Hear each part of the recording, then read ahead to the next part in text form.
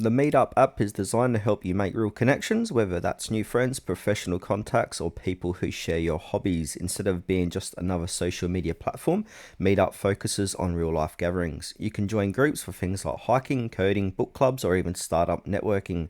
It's perfect for anyone who wants to get off their phone and actually meet people in person.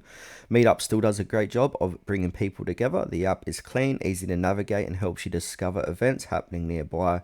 You can also search by interest or location, RSVP to events, and even host your own meetups if you want to build a community. It's especially helpful or useful for travelers or newcomers to a city who want to make friends fast or expand their professional circle without awkward cold instructions. That said, Meetup isn't flawless. The quality of events depend on the organisers. Some groups are super active and well run, while others might be inactive or poorly managed. Some larger meetups can also feel impersonal, and smaller towns might not have many events available.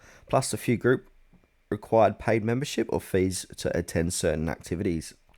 But overall, the Meetup app is still one of the best ways in 2025 to connect with real people who share your passions. Whether you're looking for friends, collaborators, or just something fun to do on the weekend, it's a safe and effective app that turns online interest into offline experiences.